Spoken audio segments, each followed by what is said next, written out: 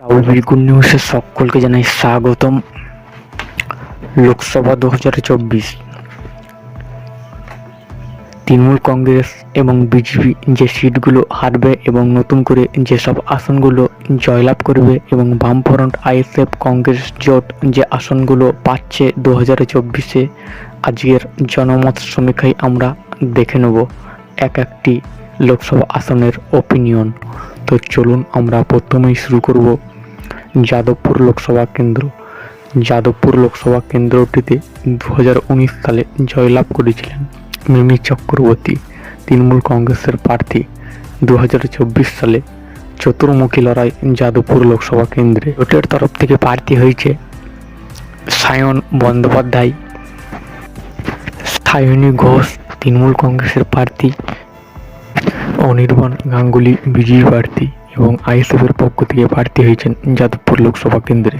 চতুর্মুখী লড়াই শেষে জোটের প্রার্থী পেতে পারে 39% ভোট, আইএসএফ প্রার্থী পেতে পারে 8% ভোট, সায়নী ঘোষ পেতে পারে 43% ভোট এবং বিজেপি প্রার্থী পেতে পারে 10% ভোট। জয়লাভ করতে পারে সায়নী ঘোষ, অর্থাৎ ভোট কাটাকাটির ফলে আইএসএফ এবং জোটের জয়ী হতে পারে সায়নী ঘোষ।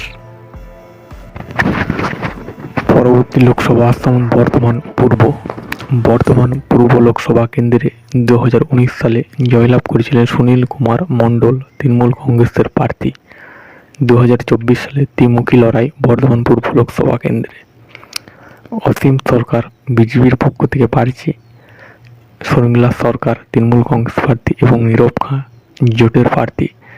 2024-এ জোট পেতে পারে 14% ভোট, টিএমসি প্রার্থী পেতে পারে 48% ভোট, বিজেপি প্রার্থী পেতে পারে 38% ভোট।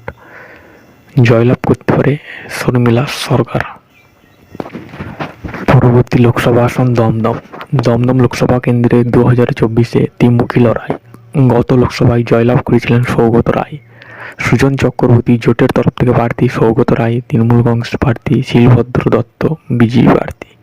2024-এ হাড্ডাহাড্ডি লড়াই। জোট প্রার্থী সুজন চক্রবর্তী পেতে পারে 40% ভোট, সৌগত রায় পেতে পারে 45% ভোট এবং শিলভদ্র দত্ত পেতে পারে 15% ভোট। জয়লাভ করতে পারে সৌগত রায়। পরবর্তী লোকসভা কেন্দ্র বহরমপুর লোকসভা আসনে 2019 সালে জয়লাভ করেছিলেন অধীর রঞ্জন চৌধুরী। 2024-এ ত্রিমুখী লড়াই এবং লড়াই হাড্ডাহাড্ডি। অধীর রঞ্জন চৌধুরী ফের একবার প্রার্থী হয়েছেন এবং ইউসুফ পাঠান তৃণমূল কংগ্রেসের টিকিটে প্রার্থী হয়েছেন এবং নির্মল সাহা বিজেপি প্রার্থী। 2024-এ হাড্ডাহাড্ডি লড়াই।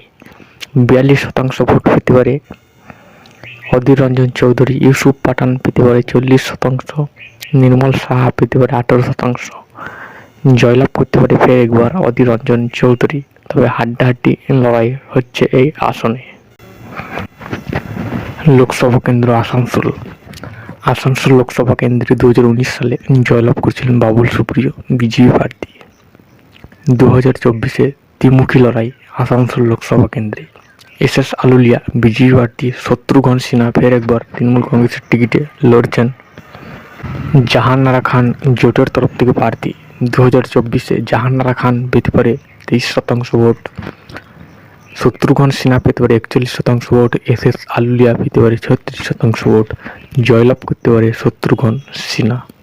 লোকসভা কেন্দ্র মুর্শিদাবাদ লোকসভা কেন্দ্রে 2024-এ হাড্ডাহাড্ডি লড়াই। 2019 সালে জয়লাভ করেছিলেন আবু তাহের খান, তৃণমূল কংগ্রেস প্রার্থী।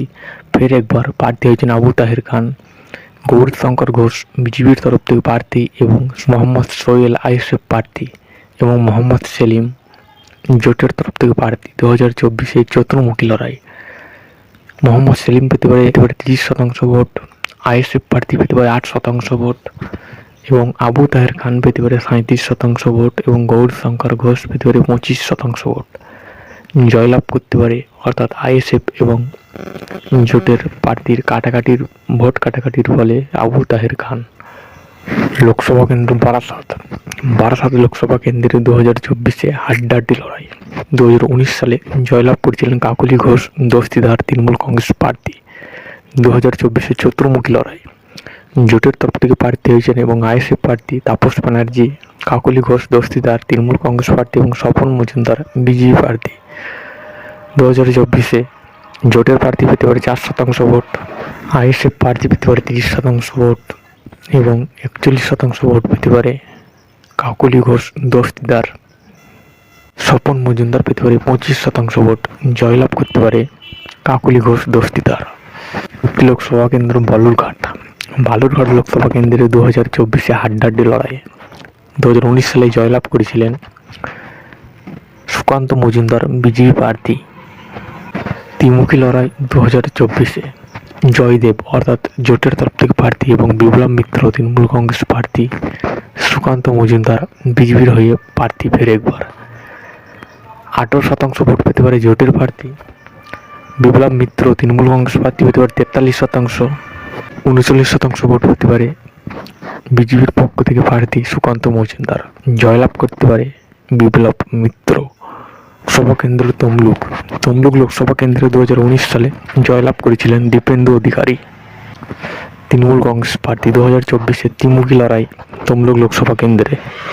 অভিজিৎ গঙ্গোপাধ্যায় বিজেপির পক্ষ থেকে প্রার্থী, দেবাংশু ভট্টাচার্য তৃণমূল কংগ্রেস প্রার্থী এবং সায়ন ব্যানার্জি জোটের পক্ষ থেকে প্রার্থী।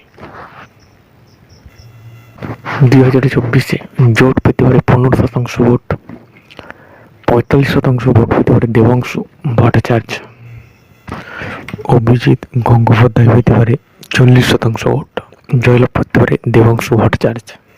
কেন্দ্র রানাঘাট লোকসভা কেন্দ্রে 2019 সালে জয়লাভ করেছিলেন জগন্নাথ সরকার বিজেপি প্রার্থী। 2024-এ ত্রিমুখী লড়াই রানাঘাট লোকসভা কেন্দ্রে। মুকুটমণি তৃণমূল কংগ্রেসের তরফ থেকে প্রার্থী এবং জোটের পক্ষ থেকে প্রার্থী হয়েছেন এবং জগন্নাথ সরকার ফের একবার বিজেপির পক্ষ থেকে প্রার্থী। 2024-এ জোট পেতে পারে 16% ভোট, মুকুটমণি পেতে পারে 43% ভোট, জগন্নাথ সরকার পেতে পারে 41% ভোট, জয়লাভ করতে পারে মুকুটমণি। কৃষ্ণনগর লোকসভা কেন্দ্রে 2024-এ ত্রিমুখী লড়াই। 2019 সালে জয়লাভ করেছিলেন মহামৈত্র। 2024-এ ফের প্রার্থী মহামৈত্র এবং অমৃতা রায় বিজেপির পক্ষ থেকে প্রার্থী এবং জোটের পক্ষ থেকে প্রার্থী SM সাদি। 2024-এ SM সাদি জোট প্রার্থী পেতে পারে 8% ভোট, মহামৈত্র পেতে পারে 52% ভোট, অমৃতা রায় পেতে পারে 40% ভোট, জয়লাভ করতে পারে মহামৈত্র। আসানসোল দুর্গাপুর 2024-এ ত্রিমুখী লড়াই আসানসোল দুর্গাপুর লোকসভা কেন্দ্রে। 2019 সালে জয়লাভ করেছিলেন বিজেপি প্রার্থী SS আলুলিয়া। 2024-এ হাড্ডাহাড্ডি লড়াই।